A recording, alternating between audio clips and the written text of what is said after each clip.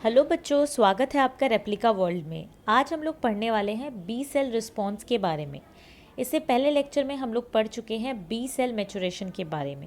अगर आपने वो लेक्चर अभी तक नहीं देखा है तो उस लेक्चर को ज़रूर देखिए, जिसका लिंक आपको डिस्क्रिप्शन में मिल जाएगा। तो चलिए अब शुरू करते हैं और देखते हैं कि बी सेल रिस्पॉन्स क्या होता है। बेसिकली जो हमारे बी सेल्स होते हैं, यानी कि जो बी लिम्फोसाइट्स होते हैं, वो किस तरीके से किसी भी एंटीजन के टूवर्ड्स रिस्पॉन्स करते हैं। अगर बॉडी में कोई एंटीजन एंटर कर जाता है तो वो कैसे हमें इम्यूनिटी प्रोवाइड करते हैं या किस तरीके से वो उस एंटीजन को टैकल करते हैं, ये चीज़ आज हम पढ़ने वाले हैं। इसमें भी स्पेशली हम लोग पढ़ने वाले हैं कि वो प्रोटीन एंटीजन के अगेंस्ट किस प्रकार का रिस्पॉन्स देते हैं। प्रोटीन एंटीजन होता है, उसी तरीके से एलपीएस होता है यानी लिपोपॉलीसेकेराइड होता है, और कार्बोहाइड्रेट भी होता है। तो एंटीजन के डिफरेंट टाइप्स हो सकते हैं, पर आज हम लोग सिर्फ प्रोटीन एंटीजन के अगेंस्ट क्या रिस्पॉन्स होता है बी सेल का, इसके बारे में पढ़ेंगे। ठीक है बच्चों, तो हम शुरू करते हैं और देखते हैं कि क्या रिस्पॉन्स होता है। तो जो हमारे बी सेल होते हैं उनसे एंटीजन बाइंड करता है। ठीक है, बेसिकली जब एंटीजन आता है तो बी सेल के ऊपर रिसेप्टर्स होते हैं। बेसिकली जो बी सेल के रिसेप्टर्स होते हैं वो एंटीबॉडीज़ ही होती हैं। जो मेम्ब्रेनस एंटीबॉडीज़ होती हैं वो ही बी सेल के रिसेप्टर होती हैं। और बेसिकली जो हमारा बी सेल होता है, स्टार्टिंग में जो उसका रिसेप्टर होता है वो आईजीएम होता है, यानी कि एम एंटीबॉडी ही होती है। फिर ये जो आईजीएम है, इससे एंटीजन को रिकॉग्नाइज करेगा हमारा बी सेल। जैसे ही एंटीजन को रिकॉग्नाइज करेगा, यानी एंटीजन से बाइंड कर जाएगा जो हमारा रिसेप्टर है, तो रिसेप्टर और एंटीजन दोनों ही एंडोसाइटोसाइज हो जाएंगे, यानी दोनों का एंडोसाइटोसिस हो जाएगा। सेल उनको अपने अंदर एनगल्फ कर लेगा एक तरीके से। ठीक है, उनको अंदर ले लेगा अपने। तो इस प्रोसेस को हम लोग बोलते हैं एंडोसाइटोसिस। एंडोसाइटोसिस होगा तो कैसे होगा, बेसिकली क्या होता है कि एक एंडोजोम बन जाता है। अंदर की तरफ सेल मेम्ब्रेन में एक डिप्रेशन आ जाता है और उस डिप्रेशन के अंदर रिसेप्टर और एंटीजन आ जाते हैं। फिर वो रिसेप्टर से एक सर्कुलर स्ट्रक्चर बन जाता है जो कि सेल के अंदर आ जाता है, उसको हम लोग बोलते हैं एंडोजोम। ठीक है, तो अगर हम इसको समझना चाहें तो हम ये बोल सकते हैं कि जैसे कि हमारे पास एक सेल है, ठीक है, इसमें अंदर की तरफ डिप्रेशन हो जाता है और रिसेप्टर और एंटीजन जो है वो इस डिप्रेशन में आ जाते हैं, और फिर ये डिप्रेशन जो है ये एक वेसाइकल जैसा बन जाता है, अंदर की तरफ आ जाता है सेल के, और जो सेल मेम्ब्रेन है वो दोबारा से कंप्लीट हो जाती है। तो इसको हम लोग बोलते हैं एंडोजोम।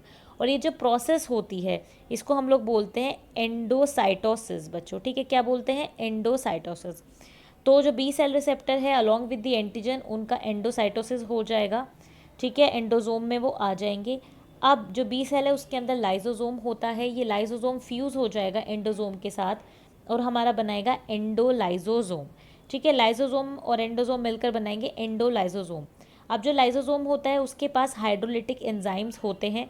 तो वो जो हाइड्रोलिटिक एंजाइम्स होते हैं वो एंटीजन को प्रोसेस करेंगे, उसको छोटे छोटे टुकड़ों में तोड़ देंगे, उसको प्रोसेस करेंगे। ठीक है, इस तरीके से प्रोसेस करेंगे कि ताकि एमएचसी जो है वो उसको प्रेजेंट कर सके। अब क्योंकि जो हमारा बी सेल होता है वो एक एंटीजन प्रेजेंटिंग सेल है, तो उसके ऊपर एमएचसी क्लास सेकंड का मॉलिक्यूल होता है उसके प्लाज्मा मेम्ब्रेन पे। तो एमएचसी सेकंड यहाँ पे होता है, तो एमएचसी सेकंड अब इस प्रोसेस एंटीजन को प्रेजेंट कर देगा। ठीक है, एक्सप्रेस कर देगा या प्रेजेंट कर देगा।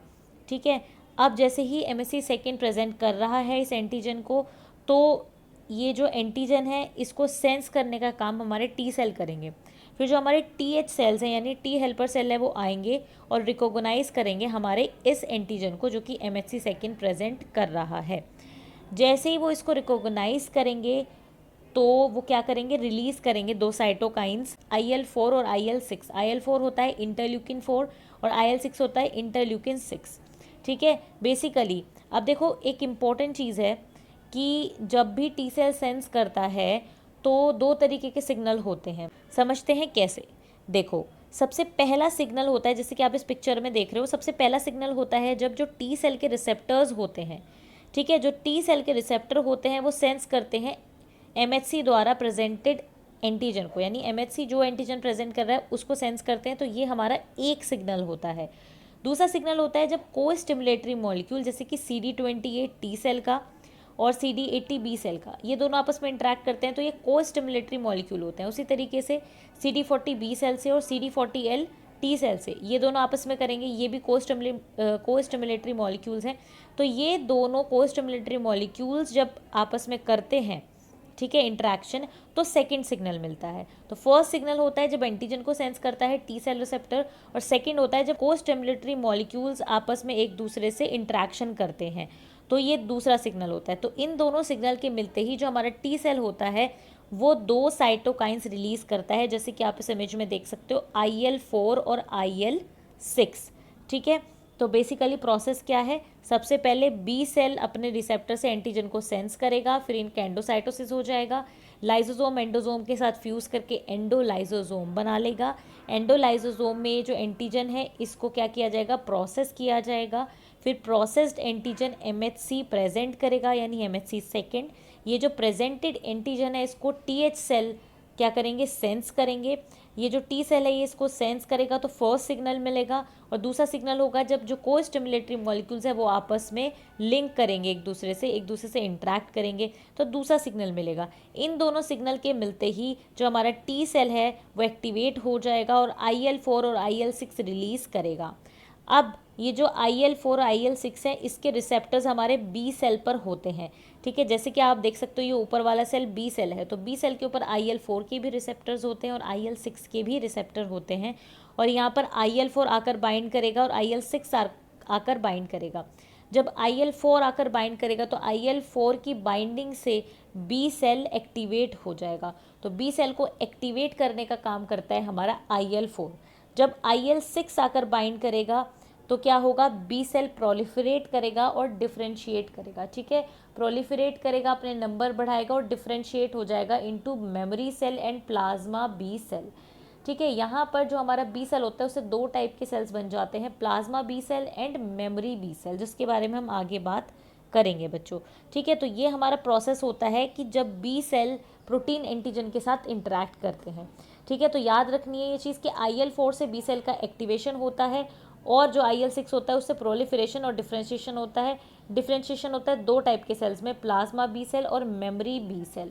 जो हमारे प्लाज्मा बी सेल होते हैं उनसे एंटीबॉडीज़ बनती है, यानी कि वो एंटीबॉडीज़ बनाते हैं, फ्री एंटीबॉडीज़। और मेमोरी सेल्स जो होते हैं वो हमारे जो एंटीजन की इन्फॉर्मेशन होती है उसको खुद के अंदर स्टोर करके रख लेते हैं, ताकि जब अगला इंटरेक्शन होगा सेम एंटीजन के साथ तो वो जल्दी से जल्दी एंटीबॉडीज़ बनवा सकें, ठीक है। तो इस तरीके से ये फंक्शन होता है प्लाज्मा सेल और मेमोरी सेल का। तो ये चीज़ आपने इसकी पिक्चर देख ही ली कि किस तरीके से हमारा जो बी सेल और टी सेल है वो इंटरेक्ट करता है। अब हम बात करते हैं प्राइमरी रिस्पॉन्स की। देखो, जब कोई भी एंटीजन सबसे पहली बार हमारी बॉडी में एंटर करता है तो जो रिस्पॉन्स हमारी बॉडी देती है उस रिस्पॉन्स को हम लोग प्राइमरी रिस्पॉन्स बोलते हैं। तो यहाँ पर एंटीजन सबसे पहली बार बॉडी में एंटर करता है। जब सबसे पहली बार एंटर करता है तो जो बी सेल पर एंटीबॉडीज़ होती हैं, यानी उसके जो रिसेप्टर्स होते हैं बी सेल के, वो रिकॉग्नाइज करते हैं एंटीजन को, ठीक है। जैसे ही रिकॉग्नाइज कर लेते हैं उसके बाद वो जो बी सेल्स होते हैं जिन्होंने रिकॉग्नाइज किया, जिनका इंटरेक्शन हुआ उस एंटीजन के साथ, उनके क्लोन्स बनाना शुरू कर देती है बॉडी, ठीक है। उन सेल्स के क्लोन बनने लगते हैं, ठीक है। तो यही इसमें बात कही हुई है कि बी सेल जब रिकॉग्नाइज कर लेते हैं तो जो बी सेल रिकॉग्नाइज करता है उसको सेलेक्ट किया जाता है। तो इस सेलेक्शन को हम लोग क्लोनल सेलेक्शन बोलते हैं, ठीक है। जो बी सेल रिकॉग्नाइज करता है एंटीजन को उसको सेलेक्ट कर लिया जाता है फॉर दी क्लोनल पर्पस, यानी उसके क्लोन बनाए जाएंगे। तो इस सिलेक्शन को हम लोग क्लोनल सिलेक्शन बोलते हैं। अब ये जो हमारा बी सेल है इसका प्रोलिफरेशन होगा और डिफ्रेंसिएशन होगा, इस प्रोसेस को हम लोग क्लोनल डिफ्रेंसिएशन बोलते हैं। तो ये जो हमारा क्लोनल डिफ्रेंसिएशन है ये क्या होगा, यहाँ पर 2 टाइप के सेल्स बनेंगे, प्लाज्मा सेल और मेमोरी बी सेल। तो ये होगा कहाँ पर, ये होगा स्प्लीन और लिम्फ नोड में, ठीक है। अब क्या होगा, एंटीबॉडीज़ बनेंगी सब कुछ डिफ्रेंसिएशन वगैरह होने के बाद। तो जो प्लाज्मा बी सेल्स हैं वो कौन सी एंटीबॉडीज़ बनाएंगे, सबसे पहले पेंटामेरिक IgM बनाएंगे, यानी फ्री एंटीबॉडी M बनाएंगे, ठीक है। और ये कब तक बनेंगी, 1 से 10th डे तक इन्फेक्शन के, ठीक है। 1 से 10th डे तक रिस्पॉन्स के IgM ही बनती है, और 10 से 14 दिन के बाद IgG बनती है, ठीक है। ये बात आपको ध्यान रखनी कि स्टार्टिंग की 10 डेज तक IgM बनती है और उसके बाद फिर IgG बनती है, ठीक है। फिर क्या होता है, जब बाद में आईजीएम के बाद में यानी कि 10 दिन के बाद में फिर क्लास स्विचिंग हो जाती है। ये क्लास स्विचिंग सिर्फ प्रोटीन एंटीजन के अगेंस्ट ही होती है, ठीक है। वो हम समझेंगे कि एलपीएस और कार्बोहाइड्रेट में होती है या नहीं होती है, पर फिलहाल हम प्रोटीन एंटीजन की बात करें तो यहाँ पर क्लास स्विचिंग होती है, यानी जो एंटीबॉडीज़ होती हैं उनकी हैवी चेन बदल जाती है, जिस वजह से वो क्या होते हैं, एक एंटीबॉडी से दूसरे एंटीबॉडी टाइप में वो बदल जाते हैं, ठीक है। इसको हम लोग क्लास स्विचिंग बोलते हैं। जो हमारा प्राइमरी रिस्पॉन्स होता है उसको हम कैरेक्टराइज कर सकते हैं किन किन चीज़ों से, कि उनमें क्लोनल सिलेक्शन होता है प्राइमरी रिस्पॉन्स में, क्लास स्विचिंग होती है, लैग फेज़ आता है, लॉग फेज़ आता है, प्लेट्यू और डिक्लाइन फेज़ भी आता है। तो इस तरीके से बेसिकली होता है। तो यहाँ पर आप ये ग्राफ भी देख सकते हो, इसे समझ सकते हो कि प्राइमरी रिस्पॉन्स कैसे होता है। ये प्राइमरी रिस्पॉन्स का ग्राफ है। यहाँ पर एक्स एक्सिस पर आप देख रहे हो टाइम और वाई एक्सिस पे आप देख रहे हो एंटीबॉडी कॉन्सेंट्रेशन। तो टाइम को आप वीक्स में ले सकते हो, ठीक है, और वाई एक्सिस पे एंटीबॉडी कॉन्सेंट्रेशन है प्लाज्मा में। तो जब प्राइमरी रिस्पॉन्स होता है तो जो लैग फेज़ होता है वो थोड़ा सा बड़ा होता है, वो 5 दिनों तक रहता है। उसके बाद फिर लॉग फेज़ आता है। लॉग फेज़ में जो एंटीबॉडीज़ हैं उनका कॉन्सेंट्रेशन बहुत तेज़ी से बढ़ना स्टार्ट हो जाता है प्लाज्मा में। जो लॉग फेज़ होता है वो 7 डेज़ तक रहता है। लॉग फेज़ के बाद एक फ़ेज़ आता है जिसको हम प्लेट्यू फेज़ कहते हैं, जिसमें जो हमारी एंटीबॉडीज़ होती हैं उनका कॉन्सेंट्रेशन नियरली कांस्टेंट रहता है, इसलिए इसको हम लोग प्लेट्यू फेज़ कहते हैं, क्योंकि इसकी शेप बिल्कुल एक प्लेट्यू जैसी होती है। उसके बाद थोड़े टाइम बाद क्या होता है, एंटीबॉडी का जो कॉन्सेंट्रेशन है यानी फ्री एंटीबॉडी का जो कॉन्सेंट्रेशन है वो डिक्लाइन होने लगता है। इस फेज़ को हम लोग डिक्लाइन फेज़ बोलते हैं। जो एंटीबॉडी का कॉन्सेंट्रेशन है वो घटने लगता है, फ्री एंटीबॉडी का। ऐसा क्यों होता है, इसके कोई 2-3 कारण हो सकते हैं डिक्लाइन फेज़ के। जैसे कि एक तो जो हमारा प्लाज्मा बी सेल होता है उसका जो टी हाफ होता है, यानी कि जो हाफ लाइफ होती है वो 14 डेज़ की होती है। तो 14 डेज़ के बाद जो हमारे प्लाज्मा सेल्स होते हैं वो भी हमारे मरना शुरू हो जाते हैं, तो इसलिए नई एंटीबॉडीज़ नहीं बन पाती हैं। साथ साथ में जो एंटीबॉडीज़ बनती हैं उनका भी कुछ हाफ टाइम होता है, यानी कि उनकी भी कोई हाफ लाइफ होती है, इसलिए वो भी धीरे धीरे जाने लगते हैं सेल से, तो इसलिए उनका कॉन्सेंट्रेशन कम होने लगता है। साथ साथ में जो तीसरा रीज़न है वो ये है कि एंटीजन एंटीबॉडी कॉम्प्लेक्स बन जाता है, जिस वजह से फ्री एंटीबॉडी का कॉन्सेंट्रेशन कम रह जाता है। इन तीनों रीजंस की वजह से ही जो हमारा प्राइमरी रिस्पॉन्स है उसमें डिक्लाइन फेज़ आता है, ठीक है बच्चों। तो इस तरीके से ये हमारा हो जाता है प्राइमरी रिस्पॉन्स। उसके बाद अब हम चलते हैं सेकेंडरी रिस्पॉन्स में। जब सेम एंटीजन दूसरी बार या मल्टीपल टाइम्स एंटर करता है, तो जब हमारी बॉडी रिस्पॉन्स करती है तो उस रिस्पॉन्स को हम लोग सेकेंडरी रिस्पॉन्स या सेकेंडरी इम्यून रिस्पॉन्स बोलते हैं। ये जो सेकेंडरी इम्यून रिस्पॉन्स होता है ये मेमोरी सेल मीडिएटेड होता है, यानी जो मेमोरी सेल्स होते हैं उनके ऊपर डिपेंड करता है। इसको हम लोग सेकेंडरी रिस्पॉन्स या एमेनेस्टिक इम्यून रिस्पॉन्स भी बोलते हैं। यहाँ पर लैग फेज़ होता है, लॉग फेज़ होता है, प्लेट्यू फेज़ भी होता है, पर कोई भी डिक्लाइन फेज़ यहाँ पर नहीं होता है। जो प्रीडोमिनेंट एंटीबॉडी होती है इस रिस्पॉन्स में वो आईजीजी होती है। जो हमारी प्राइमरी रिस्पॉन्स में थी वो हमारी आईजीएम थी और लास्ट में फिर आईजीजी आई थी, पर यहाँ पर आईजीजी ही होती है। मेमोरी सेल्स जी एंटीबॉडीज़ ही बनाते हैं। ये जो हमारा सेकेंडरी रिस्पॉन्स होता है इसमें लैग फेज़ बहुत छोटा होता है और लॉग फेज़ बहुत बड़ा होता है। सेकेंडरी रिस्पॉन्स में ना तो हमारा कोई क्लोनल सिलेक्शन होता है, क्योंकि पहले से ही मेमोरी सेल्स के पास इंफॉर्मेशन होती है और उसके बेसिस पर वो एंटीबॉडीज़ बनाना स्टार्ट कर देते हैं जैसे ही एंटीजन बॉडी में एंटर करता है। तो इसलिए कोई सिलेक्शन नहीं होता, ना ही कोई डिफ्रेंसिएशन होता है और ना ही कोई क्लास स्विचिंग होती है। हमेशा आईजीजी ही बनती रहती हैं, ठीक है। इस तरीके से हमारा सेकेंडरी रिस्पॉन्स होता है। आप ग्राफ भी देख सकते हो सेकेंडरी रिस्पॉन्स का, जहाँ पर वाई एक्सिस पर है concentration of antibody in plasma और एक्स एक्सिस पर है टाइम इन वीक्स, ठीक है। तो यहाँ पर कम से कम 2 दिन का मतलब 0 to 2 डेज़ का लैग फेज़ होता है। उसके बाद 14 डेज़ का लॉग फेज़ होता है, क्योंकि लॉग फेज़ सेकेंडरी रिस्पॉन्स में बहुत बड़ा होता है। उसके बाद प्लेट्यू फेज़ होता है और डिक्लाइन फेज़ ऐसा कोई खास नहीं होता है, ठीक है। जो थोड़ा बहुत कम होती है एंटीबॉडी की कॉन्सेंट्रेशन वो इसलिए होती है क्योंकि एंटीजन एंटीबॉडी कॉम्प्लेक्स बन जाता है और जो टी हाफ होता है एंटीबॉडी का वो कुछ होता है, यानी कि कुछ ना कुछ हाफ लाइफ होती है एंटीबॉडी की, इसलिए थोड़े बहुत एंटीबॉडी कम हो जाते हैं। वैसे कोई कंसिडरेबल डिक्लाइन नहीं होता है। जो हमारा प्लेट्यू फेज़ है लगभग वही चलता रहता है। जो मेमोरी सेल्स होते हैं उनकी लाइफ 15 से 20 साल तक होती है, तो वो तो मरते ही नहीं हैं, तो इसलिए उनका कॉन्सेंट्रेशन कम नहीं होता, इसलिए वो एंटीबॉडी को प्रोड्यूस करते रहते हैं जब तक कि बॉडी को नीड होती है।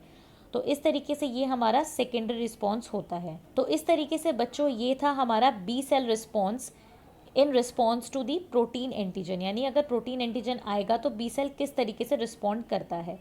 बाकी अगले लेक्चर्स में हम लोग पढ़ेंगे कि लिपोपॉलीसेकेराइड और कार्बोहाइड्रेट अगर एंटीजन होगा तो बी सेल किस तरीके से रिस्पॉन्स करता है, और फिर फर्दर लेक्चर्स में हम लोग टी सेल रिस्पॉन्स के बारे में भी पढ़ेंगे।